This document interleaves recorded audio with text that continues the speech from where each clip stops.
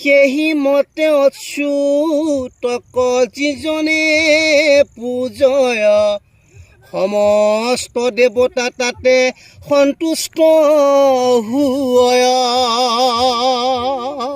এইখিনি ভক্তি ৰত্নাকৰত কৈছে। বৰ্তমান সময়ত সেই ঘোষা ফাঁকিৰ প্ৰয়োজনীয়তা, সেই ঘোষা ফাঁকিৰ ব্যাখ্যা খুব জৰুৰী। কি কৈছে তেওঁ মোক দিছিল ঘোষা ফাঁকি, কি আছিলে? এই বেদৰ বিহিত যত আছে ধৰ্ম সংসাৰত, হবে হৰি নামৰ কিংকৰ, হেন জানি সিটোজনে নামৰ কীৰ্তন কৰে, সেহিহে পৰম সাধু নৰ। এই ঘোষা ফাঁকিৰ ব্যাখ্যা কি কৈছে? এই সংসাৰত যিমানবোৰ বেদ বিহিত ধৰ্ম আছে সকলো হৰি নামৰ অধীন। ইয়াকে জানি যিজনে হৰিৰ কীৰ্তন কৰে, যিজনে হৰিৰ শ্ৰৱণ কীৰ্তন কৰে, সেইজনেই পৰম সাধু নৰ বুলি কৈছে।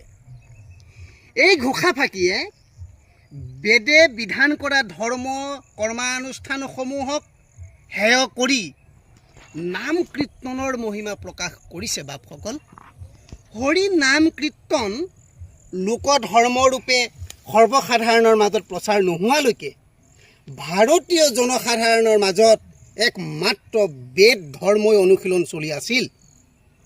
বেদে বিধান কৰা ধৰ্মসমূহ, মোক ধ্ৰুৱজ্যোতি ডেকা বাপজনাই সুধিছিল, বেদে বিধান কৰা ধৰ্মসমূহ কি কি?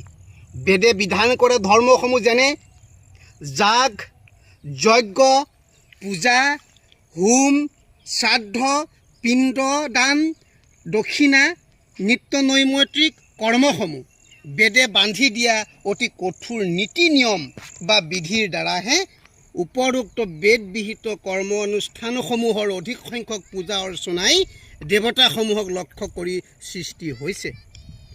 বাপসকল, বেদে বান্ধি দিয়া বাধা নিষেধ অমান্য কৰি যিকোনো অৱস্থাৰে যাগ, যজ্ঞ, হোম আদি কাৰ্যসমূহ সম্পাদন কৰিলে গুণতকৈ দুখহে ঘটে। খন্তেকতে দেৱতাৰ অপৰাধত পৰি সেৱকৰ অনিষ্টহে হয়। যেতিয়া হৰিনাম কীৰ্তন লোকধৰ্মৰূপে প্ৰচাৰিত হ'ল, তেতিয়া আৰু উক্ত বেদবিহিত কৰ্মানুষ্ঠানসমূহৰ কোনো প্ৰয়োজন নোহোৱা হ'ল। প্ৰভুসকল, হৰি নামৰ দ্বাৰা হৰি তুষ্ট হয়, আৰু হৰি তুষ্ট হ'লে ত্ৰিজগত তুষ্ট হয়। ত্ৰিজগত তুষ্ট হ'লে আমাৰ মাজত, আমাৰ সমাজত শান্তি স্থাপন। ক্ষুদ্ৰ দেৱতাসকলৰ সন্তুষ্টিৰ প্ৰয়োজন নাই বুলি এই ঘোষা ফাঁকিত কৈছে। কাৰণ পৰমেশ্বৰ সকলো দেৱতাৰে প্ৰাণ শক্তি। গছৰ গুৰিত পানী দিলে যেনেকৈ ডাল পাত পানী দিব নালাগে, কৃষ্ণ পূজা কৰিলে কোনো ক্ষুদ্ৰ দেৱ দেৱতাক পূজা কৰিব নালাগে।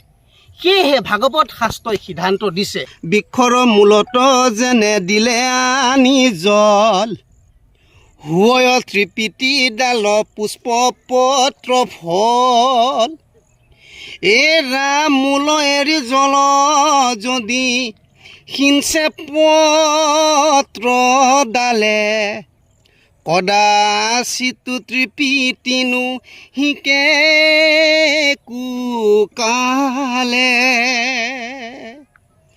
এৰা পান ভোজনে যেনে ইন্দ্ৰিয় সন্তুষ্ট, মিলে মহাসুখ আতি হুৱে হৃষ্ট পুষ্ট। তাৰপিছত কি কৈছে বাপসকল? ৰাম ক্ষুদ্ৰা তোৰ পানী যদি নপৰি ভোজন, পিন্ধে গন্ধ চন্দন আদি নানান ভূষণ, একো ইন্দ্ৰিয়ৰ তাত তুষ্ট নাহি হয়, প্ৰাণ তুষ্ট ভৈলে তুষ্ট হুৱে ইন্দ্ৰিয় চয়।